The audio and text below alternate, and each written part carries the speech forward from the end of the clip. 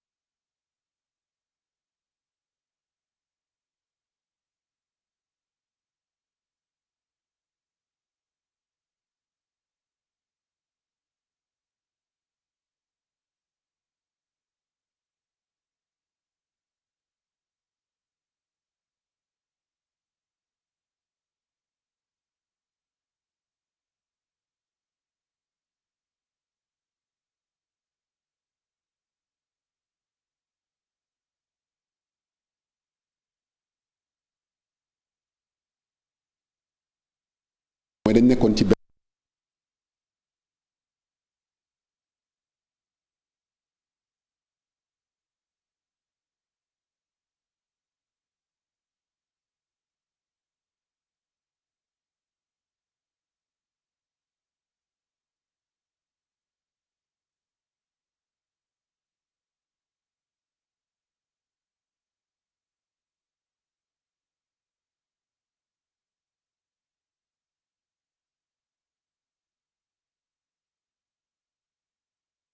mooy dañ nekkoon ci benn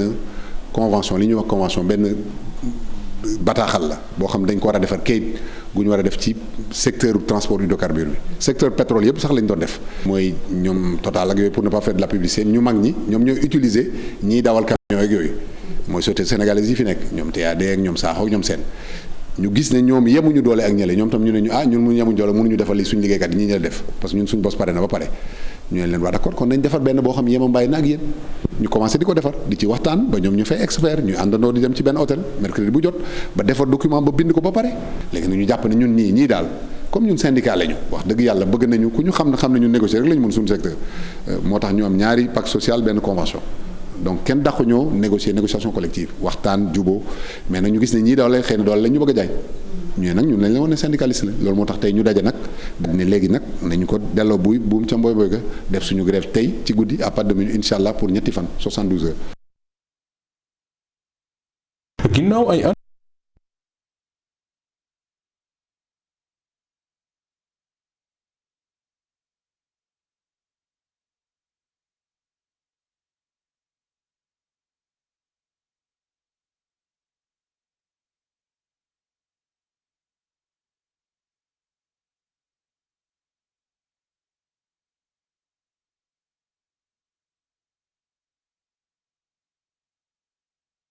ginnaaw ay at bu mu tëjee ay buntoom usine Domitexka bu kawoon lijjanti bi ubbiwaat di tontolaan nag depuis 2014 waaye tey jile nag mu ngi jànkonteel ay jafe-jafe yoo xamante ni boo moyul dana tëjaat ay buntoom ndax ñàkku moyen liggéeykat yi nag nekk ci njàqare di ragal ñàkk seen xëy. mënuñu continuer parce que état jàppale wuñu te jàppale état nag la ñuy xaar jàppale boobu nag du dara lu dul mu yëkkati ay fonds def ko ci biir ndax ñu mun a démarrer correctement département wu filature mais sinon su ko defut aussi fin du mois dañuy taxaw parce que lépp lu ñu amoon ci koom jëmale ko ci projet bi fin du mois bi lay jeex. et pourtant moo ne de usine bi de bu doxee ba dox mën na dem ba ñaari junni emploi direct yu nga xamante ne mën nañ leen recruter fii de direction Domitexka di woo njiitu réew mi kon mu dugal ci loxoom di woo itam kii di ministre de l'industrie mu ñëw nemmeeku si leen. dañuy lancer aussi appel au ministre de l'industrie parce que nit bu la jiitee balaa moo mën a wax ci yow dafa war a ñëw xool. waaw nit balaa nga mën a wax ci moom da nga koy xam mais ministre de l'industrie Abdoulaye Moustapha Diop musul ñëw fii donc su même suñ ko joxee ay rapport war na mën a ñëw de visu moo xam lan moo fi nekk. et pourtant ñàkkul ne ay kilifa yi dañ fiy ñëw ndax kii di ministre de l'emploi bi mu fi gëjee yàggul waaye ñoom ñu jàpp ne ñëwam boobule juragul dara liggéeykatu Domitexka kon gis ne bu nguur gi jàppale usines yi nga xamante ne dañuy jànkonteel ay jafe-jafe li di xëyum ndaw yi mën nañ ci saafara lu bëree bëri. ca Bogal nekk ca bët saalumu réew mi am na benn ferme maanaam ab tool boo xam ne dañ fa daan béy ay lu ci mel ni soble wala pomme de terre dafa daal di lakk nag ñu jàpp ni ay nit yu soxor ñoom ñoo def lu ni mel ña fa nekk loolu la ñu gis ndax ferme bi mi ngi bokk ci programme boobule ñu naan PPDC programme pour le développement Casamance te defoon nañ ci lu toll ci téeméeri million ci sunu ay xaalis ay ndaw ak ay jigéen ñoom ñoo fa doon xëy di fa suturlu reportage Bakary Konté Xaali ferme horticole bu Bogal safara bi lakk na ko lépp fa yàqu askan di ne dafa am nit boo xamante ne moo ñëw daat koy taal investissement bi nag dem na ba 100 millions ci suñu xaalis PPDC moo ko réalisé mu am nag ay jigéen ak ay ndaw ñu mat ci 41 jeunes ñu fay liggéey. yaakaar bu bëri la ñu amoon ci ferme bi yaakaar bu bëri ak ñu bëri ñoo fi doon liggéey di fi daan seen doole di njëriñ seen doom. di yaakaar ëllëg mun a di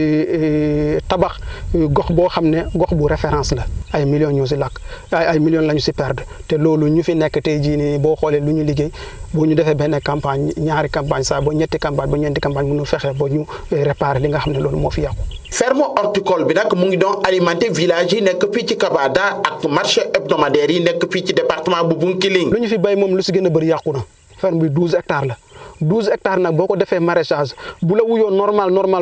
département Bounkiling yëpp mun na leen approvisionner en légumes. population yi nekk fii ci diwaanu Kabada di ne dañu bëgg autorités yi daal leen jàppale pour nag ñi daal di defaraat ferme horticole bi ndaxte ndaw yu bëri doon fay liggéey. bon maa ngi aussi ñaan waa PPDC aussi deuxième phase bi aussi ñu gën a góorgóorlu ñu ñëw ñu gën a jàppale daal bu baax a baax aussi. coow li bëri na loolu fii ci diwaanu Kabada bu ñu lakkee ferme ba léegi ba tax na coopérative Bantare Kabada daal di déposer benn plainte di ñaax justice bi mu daal di teg loxo ñoo xamante ne ñoo daal di lakk seen ferme horticole bi. ñu dellu si fii ci Ndakaaru ak jëwriñ bi ñu dénk wàllum urbanisme moom nag dafa bëgg a xeex yenn tabax yi dëppoowul ak yoon moom Abdoulaye Sow dem ci yenn ci ay chantier waaye nemmeeku bi mooy yu bëri ci chantier yooyu lee wàccoowuñu ak li yoon tëral ba tax na dañoo dakkal chantier yu ni mel jébbal ay convocation njiitu chantier yooyu lee reportage Mamadou Fall Thierno Laurent Mendy.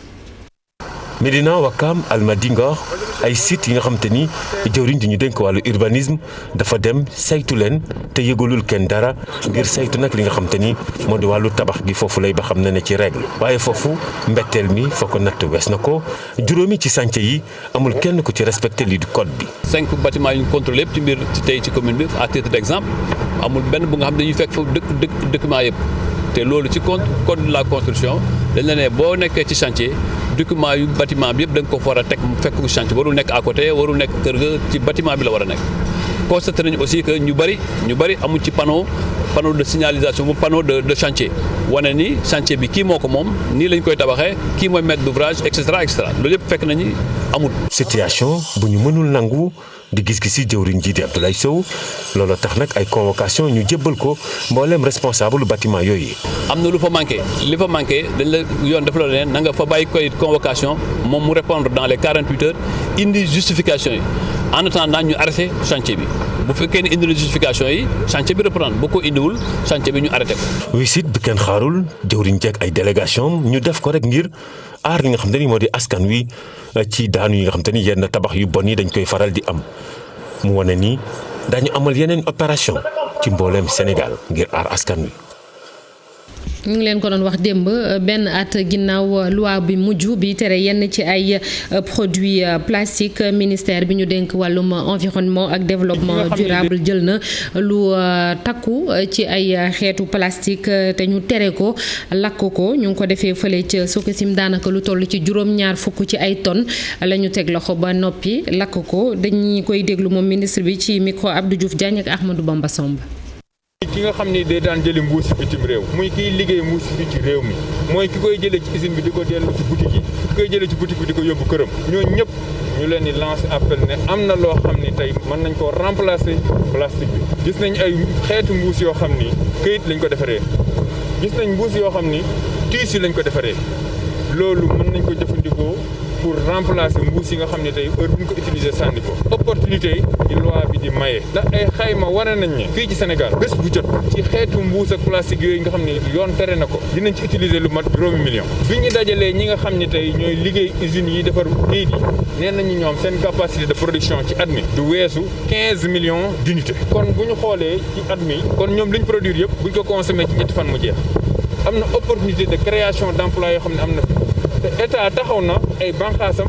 pour accompagner képp koo xam ne tey jóg nga pour def unité boo xam ni day dem dans le sens de créer une manière de produire de faire de telle sorte que kayit yi nga xam ne soxla nañ ko wala tissu yi nga xam ne soxla nañ ko pour remplacer mbuus yi képp ku ci jóg rek état bi dina taxaw pour gunge la pour nga mën a créer emploi.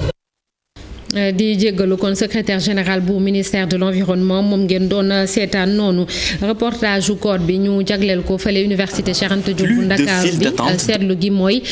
lii di restaurant bi waxtu yañ koy ubbeeg yañ koy tëj dañ koo xoolaat ndax koor gi foofu étudiants yi ñu ngi koy rafetlu bu baax a baax ren dootu fa amati kilifa yi it am ci mbégte ñu ne lañ ca nam rek mooy fexe ba étudiants yi ndogu ca anam yu mu gën a baaxee reportage foofu ca UCAD Abi Faye Modou Diop. Plus de files d'attente devant les restaurants universitaires à l'université Cheikh Anta Diop, c'est le constat. Les étudiants se disent satisfaits du réajustement horaire. Parfois, on prend le ndogu. Plus de files d'attente devant les restaurants universitaires à l'université Cheikh Anta Diop, c'est le constat. Les étudiants se disent satisfaits du réajustement horaire. Parfois, on prend le ndogu à temps. di jégalu bu baax reportage bi fay boobu en français la bu wolof bi du ñàkk di ngeen ko am ci yeneen jotaayu xibaar ci koor geek ay jafe-jafe fële ca Ziguinchor nag ay coupure courant yu métti moo leen lëjal 8 ci jamono ji ak koor geek tàngoor bi ay coupure yu dem ba fukki waxtu ba tax na seeni lekk yu bëri sax nag dafay yàqu Senelec génne ab benn communiqué mu ci xamal ni dafa nekk di yeesalaat defaraat réseau bi te loolu dina dem fukki fan ak juróom ci weeru mai journée du talibé démb it lañ ko doon màggal yenn ci ay ndongo daara wala sax ay sëriñu daara ñoom nee nañu dañoo lànk ne tàllal loxo dootuñu ko defati waaye la ñu gisit mooy état bu Sénégal dafa lajj ci liggéeyam maanaam taxawu daara yooyu le amul fifsin buy jógee ci état bi di ñëw ci ñoom di leen jàppale reportage Abdourahmane Diallo Mamadou Gueye ca Mbour. Maîtres coraniques, tous déplorent la mendicité, mais ils disent ne pas avoir le choix. Ils indexent l'État. Sëriñ daara bi bu sañoon du yor taalibe bu yelwaan ndax waajur bi ko jox doomam jox ko budget. Il n'y a aucun maître coranique qui souhaite voir un talibé dans la rue. Mais il faut pas oublier que les parents ne nous donnent pas de salaire. Ils nous envoient uniquement les enfants. Et ces enfants-là doivent manger. Et l'État a dégagé sa responsabilité par rapport à tout cela. On n'a aucun appui venant de l'État. Et pourtant, on est des Sénégalais comme tous les autres. Ils appuient l'école, mais les daras ne sont pas appuyés. Que ce soit les talibés ou nous, maîtres coraniques, on n'aimerait pas voir ces enfants dans la rue. Une situation qui a poussé les organisations à mettre la main à la pâte. Elles ont décidé d'appuyer régulièrement les daras. La fédération envisage de travailler avec ces enfants talibés, mais également avec les sëriñ daara, en les appuyant selon le dispositif ou bien selon les normes établies par l'État du Sénégal. Donc la fédération est en train de réfléchir avec les sëriñ daara comment on peut accompagner les daara afin que les talibés vivent dans des conditions meilleures. Ces maîtres coraniques, talibés et organisations estiment que les enfants doivent être protégés. Les daara aussi méritent un soutien. Abdourahmane Diallo tamit njuumte la élément wolof bi ni ngeen ko am ci yeneen jotaayu xibaar dañuy wax ci Tchad ak Idriss Déby Itno mi ñuy faatu démb ginnaaw ba mu demee woon di xool xeex yi dox diggante armeem ak fippu ya moom jàpp leen ni nag aljuma ji ñu dëgmal lañ ko fas yéene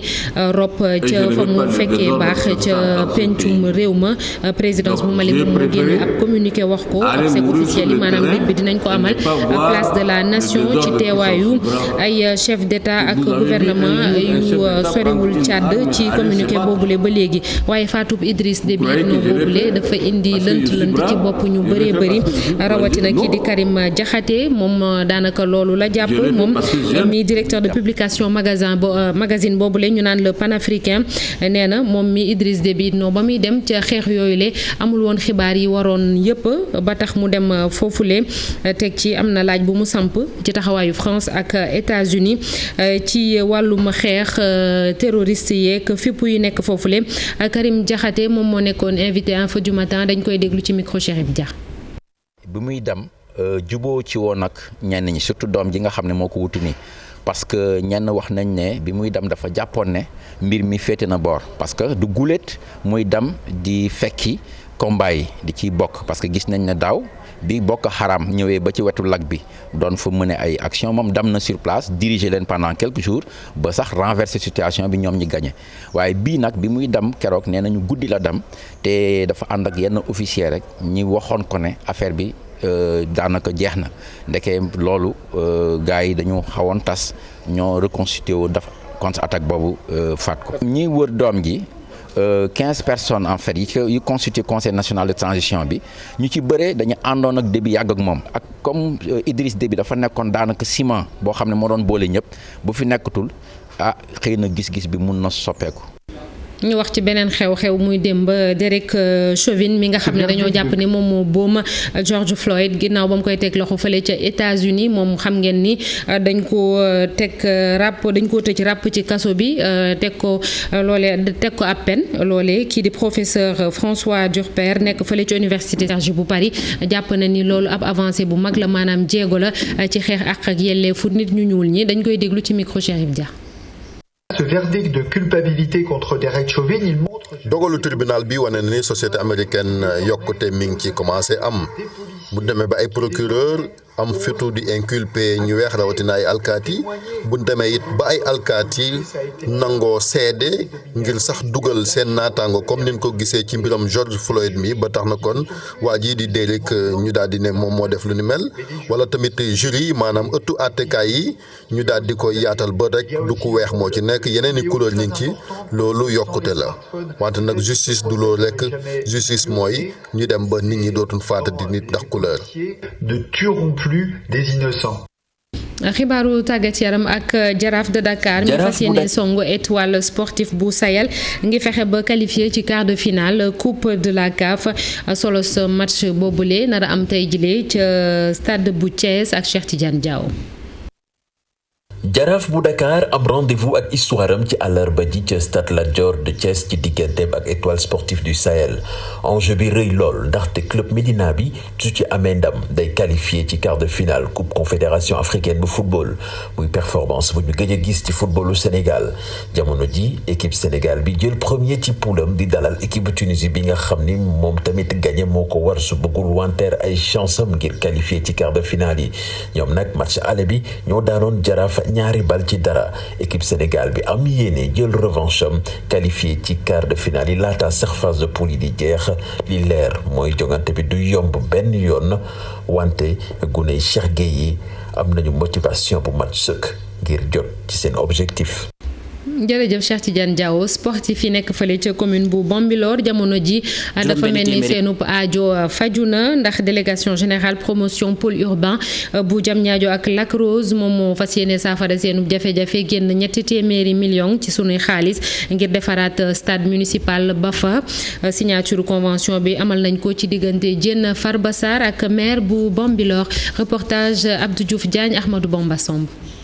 juróom-benn téeméeri million mooy koppar yi nga xam ne moom la ñu fas yéene def nag ci defaraatu stade municipal bu Bambilor doxalin wi nga xam ne nag waa délégation générale à la promotion des pôles urbains de Diamniadio ak Lac Rose ñoo ko amal ñu ngi ko tënk nag ci li nga xam ne moom la ñu duppee responsabilité sociétale d'entreprise. et donc ñun tam dañ ci jàpp ci pour vraiment li nga xam ne moom ngeen bëgg yàlla def mooy stade boo xam ne rafet na stade boo xam ne am na norme yëpp et puis luñ ci mën a def rek après defaat ko y a pas de problème parce que itam ñun dañu commencé rek mais kenn xamul fu mu yem donc ñun de façon dañuy bëgg di ñëw fii di xool stade bi ni ñu koy tabaxee parce que su nekkee jaarul yoon itam dañ koy arrêté moom la jaar yoon ñu def ko ci vraiment ay anam yoo xam ni vraiment répondre norme sport. li nga xam ne nag ay at a ngi nii askan wi di ko sàkku ñu koy amal tey ji nag mbégte bu rëy lay doon ci ñi nga xam ne ñoom ñoo bëgg football la bu ñu sukkandikoo ci Ndiagne Diop. projecteur xam ne guddi ñun ñëpp dañuy football sax si guddi gi.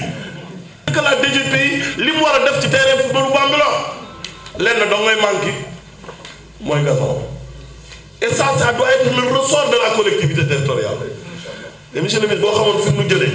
noo ko yàlla rek ko xam. boo demee ba jël ñetti dëkk nga ne da nga koy defaral stade au détriment de 65 000 habitants 19 villages 22 cités je pense que si on parle de l'équité territoriale les moyens les ressources de l'État nañu ko séddale ni mu waree yaakaar naa ci yoon boobu nga nekk. salle bu délibération bu mairie bu Bambilor fa lañ doon xaatime nag déggoo googu nag ñi nga xam ne nag ñooy yëngu ci wàllu tàggat yaram te ñëwoon fa ci lim bu takku nag di xaar liggéey bi daal di door. dañuy jàll ci ponk bu mu jóoli yëglekaay xëy tey jile ak El Hadj Assane Gueye. paatuk président Tchad Idriss Déby paatu la gu matatit rawatina ngir jàmm ak dal gi ci Sahel bi ci Afrique observateur di gisee yéenekaay bu groupe Futurs Médias ñëw ci anami paatu gi nag ak ñaari xibaar yu wuute yi ci jibee ñu ne ba njëkk tukkee ci militaires yi ne président Déby ca tooli xare yi ak fipp yi ci la daano beneen xibaar bi ne jamonoy négociation di ay waxtaan ngir jàmm doxoon diggam ak i cadre yu rébellion bi ci la ay bal jibee ñu faat ko fa observateur ne bal ba ko rey nag ca jëba la dal yéenekaay bi ne leeral gi lu mat a def la am solo lool ndaxub guerrier soldat tigi su ko bal dalee ca kanam du ca ginnaaw ga jaanam wàcc na ca nag moom président Idriss Déby daf ko doon neex lool ñu koy jàppee guerrier aji xare Cheikh Yérim Seck ba tey ak yéenekaay bi di observateur ci nettali ne atum 2008 daje woon na ak moom njiital Tchad Idriss Déby mu ko naan bis danañ mës a dégg Idriss Déby faatu na de waaye du mës a doon mu ne jàpp nañ ko ne prisonnier wala ñu jàpp ko ci tooli xare wàllum kaaraange nag ak na Idriss Déby nekke woon barrage ci fippuy Sahel gi Cheikh Yérim Seck ci njàngatam ne lépp mu ngi wekku rek ci ëllëgu nguuram moom Déby bu fekkee ni yanqul rek soppiwul dara du soppi ci xeex bi fipp yi waaye bu safaan wa amee nag ci gis-gisam ak observateur yu bari jafe-jafe yi dina tàmbali ci Sahel bi te dina am njeexite yu bon ci fu mel ni Mali Niger Burkina Faso ca nag bu boobaa gisul mu ne ni ci Sénégal di génne lii quotidien moom feneen la génne maanaam Idriss Déby ñaari bali fital lañu ko dóor ca gannaaw ga ca ka ko def cousin la di garde corps bu ko jege lool la mu ko meree nag moom mi rayee maanaam magam moo fa nekkoon ay jamono ci Tchad premier ministre taxawoon nag népp candidat ci élection yi nu génn ne dafay doon mbër Idriss Déby yebal fay soldat ñu daal di ko jàpp ci jàpp gi nag rey nañ ca soxnaam mu ne rakk ja dencal ko mer moomee li quotidien ne kon la mu njort mooy yëf yi règlement de compte ci biir famille la si du quotidien ne lu ci mën di am Idriss Déby moom ñàkk na juróom-benneelu mandaam bi ak paatu gi ci ëllëgu paluwaat gi Alioune Tine ci yéenekaay bi jàpp ne Tchad ci boppam moo dugg jamono yi ci naatable xiini miini gu rëy enquête ne Sahel bi ci boppam mu ngi lox-loxi jamono yi ak paatu Idriss Déby ndax nag l'armée Tchad bi moo nekkoon ndëgërlaay gu wér ci wàllu xeex bi ci tundab Sahel bi ak ñu mel ni Boko Haram ak yeneen i djihadiste Vox Populi ne ku daan taxawal ak dal ci Sahel bi la ñu faat ginnaaw fanweeri ati nguur ak ci ëllëgu paluwaatam ngir 6e mandat doom ja Mahamad Idriss Déby jël nguur gi di nguur ak transition at ak genn wàll ci jàppandaluk soldat sa jaare ko ci conseil militaire de transition Le Soleil ne Sahel bi ci boppam moo sëngéem jamono yi ak génnuk àddina maréchal Idriss Déby docteur Bakary Samb ci yéenekaay bi jàpp ne ak nelawuk Idriss Déby Sahel bi dina ko yëg bu baax muy ci wàllu politique du ci wàllu soldaar di ci wàllum karange ci yéenekaay bu ànd président Macky Sall di kañ ak rafetlu lool loxoom ba mu dugaloon lool moom Idriss Déby ci dal gi ci Sahel bi xibaaru parti gi mu ne xibaar bu tiis la yéenekaay bi fàttali ni président Idriss Déby nag ak naatangom bu Sénégal président Sall taxawoon bu baax ci jàmm ak dal ngir Sahel ca sax ndajeem G5 Sahel ba fi woon ci 16 février 2021 ca réewum Tchad président Sall nekkoon ca invité d'honneur bi génne woon na fa $1 milliard ci turu Sénégal ngir ak njàppale jëmee ci waa G5 Sahel moom président Sall nag su yaboo fagaru nde Mimi Touré ak Alioune Badara Cissé ña ngay daje de ca xamuñ lu ko waral Le Témoin ne mbaadu dañuy waajal dal si ci kaw kawam yéene kaay bi ne moom ABC moo demoon ziyaari démb soxna Aminata Touré ci këram gu ne ca Yoff ci Ndakaaru le tey mooy ne ku ne xam nga ni ñaari kàngam nekkoon ci nguur ak président Sall du ñu daje mukk ngir waxi kasaw faaw ñu waxtaane sujet yi ëpp solo ci réew mi ci gàttal ci sursam yéene kaay bi nee na waxtaane nañu lépp accident yi takar naa seeti ci réew mi bilangu 2020 bi ñëw fulu ñaar yu tegal sax ba woon bu 2019 ci ñu faatu bu nu sukkandikoo ci sapeur pompier yi démb nag accident bu métti beneen ca Fatick booy tollu ak Njongoloor la tribune ne juróom-benn faatu nañ ca ñeent fukk ak juróom-benn am cay gaañu-gaañu am ca ñu sonn lool libération waxtaane tout tànk bi dib jigéen tolloon ci ñetti at ak genn wàll ñu fekkoon mu faatu dugal ko ci foos ca kër Matar Gueye yéene kaay bi ne ñaari nit jàpp nañ leen ca muy responsable daara ji ak ki nga xamante ni mooy maître daara ji ci boppam di sëriñ ba donte bàyyi woon nañ leen ci njëlbeen seeni wax ci kanamu takk deri brigade Kayar ak waroo gi ci moo waral ñu jàppiwaat leen donte wedd nañ ba mu set nag bépp dugalub loxo ci mbir moomee wàllu lamb ji leerali Luc Nicolaï ci sunu lamb Ama Baldé Modou Lô mu ne dinañ ko amal tëgg ko ci saison bi li des rek mooy jaarale ko yoonale ko ci kanamu CNG bi Luc Nicolaï ne ñi nga xamante nag ñoo fi ne di coow mooy xandi yi deful dara rek ñooy xarang-xarangi biram ñi ngi moom leeral ne Ama Baldé Modou Lô na leer ci bopp ñëpp ne Luc Nicolaï moo koy tëgg sunu lamb waxtaane it kii di Diène Kaïré ak ambition yu mag lu mu am moom doomu Boy Kaïré bi la mu bëgg ëllëg mu ne mooy doon roi des arènes.